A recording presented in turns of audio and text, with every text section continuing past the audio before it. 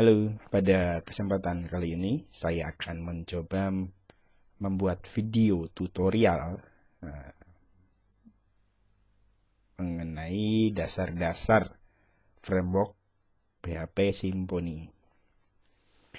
Ya, Symfony merupakan framework yang cukup populer saat ini, termasuk framework 5 besar yang paling sering digunakan pada saat ini. Langsung saja untuk mempelajari Symfony, pertama kita kunjungi dulu websitenya symfony.com. Di sini Anda akan disuguhkan berbagai material mulai dari perkenalan apa itu Symfony, kemudian get started,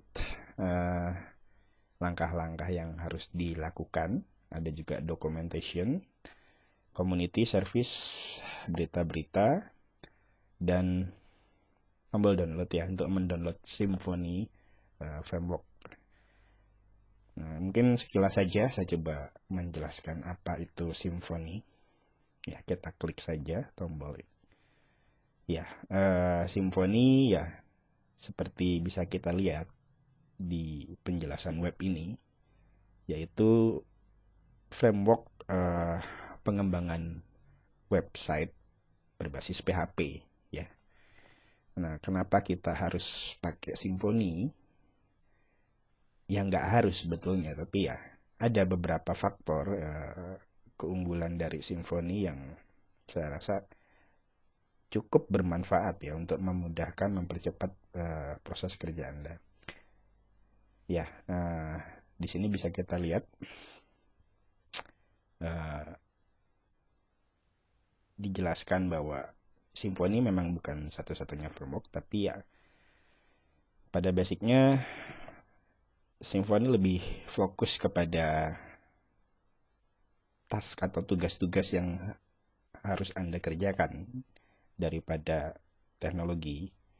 Nah, kemudian ya mereka memberikan garansi juga untuk perawatan dan upgrade dari framework ini.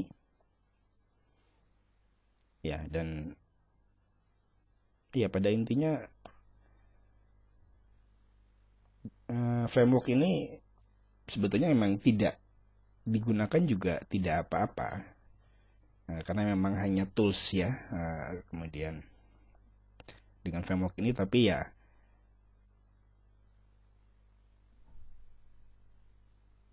kita bisa bekerja lebih cepat ya.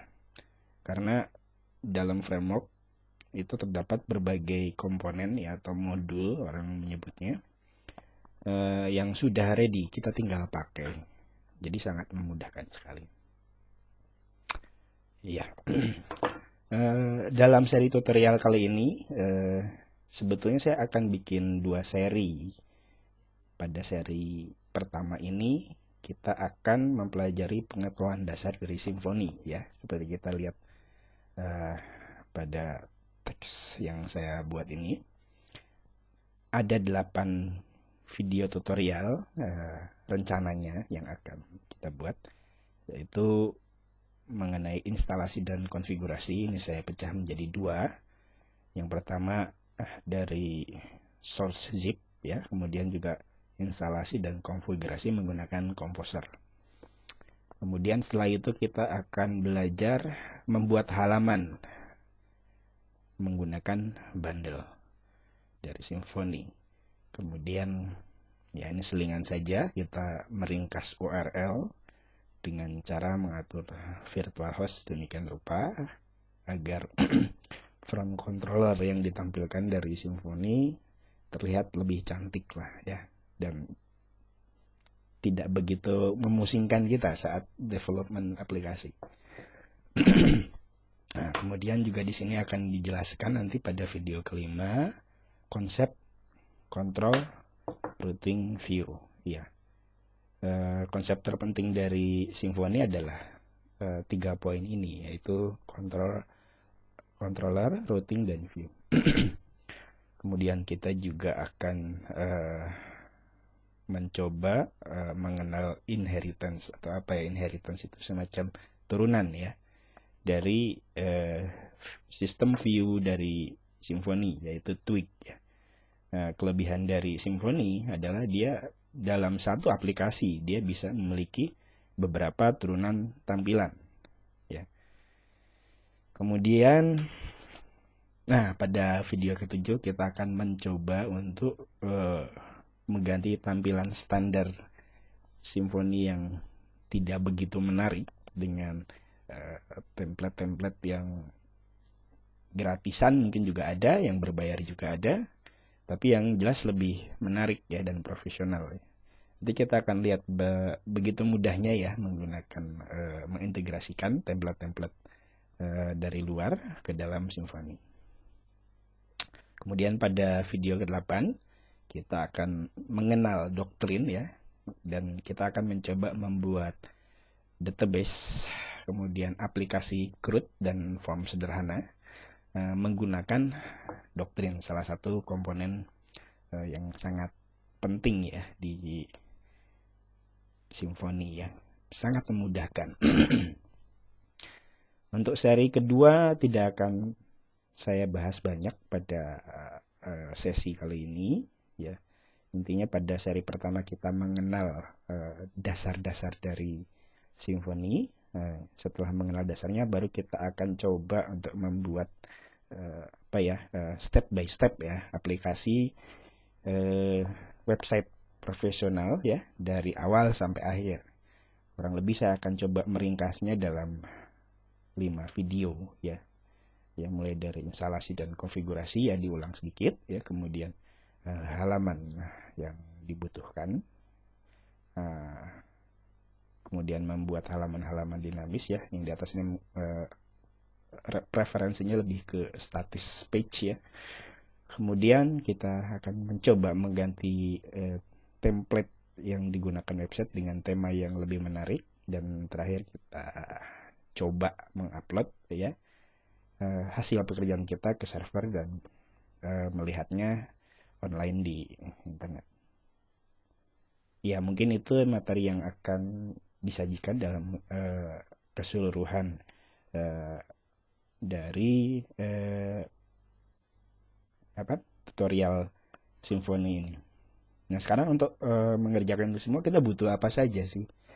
Ya, yang pertama ya kita jelas ya, untuk memudahkan pekerjaan kita butuh web server dan database server yang terinstal di komputer kita atau lokal.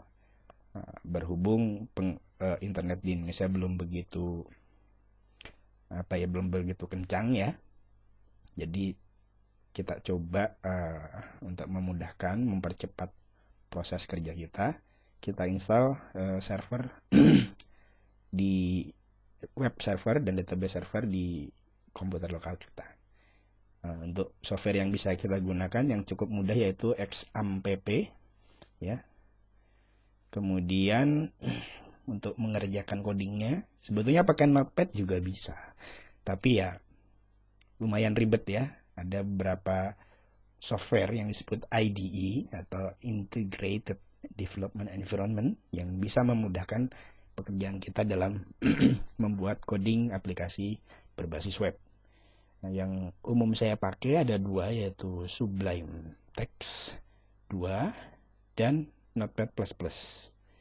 Nah, kemudian pada poin ketiga di sini ada Composer ya. Composer itu semacam software untuk dependencies ya. Nanti mungkin akan kita lihat seperti apa. Sekarang ya hanya disampaikan dulu. Tapi ini pun untuk penggunaan Composer dalam Symfony sendiri tidak mutlak, jadi opsional karena ada alternatif metode selain menggunakan Composer. Tapi penggunaan Composer memang cukup memudahkan. Demikian introduksi kali ini. Kita akan lanjutkan dengan video pertama, instalasi dan konfigurasi daripada aplikasi Symfony. Terima kasih.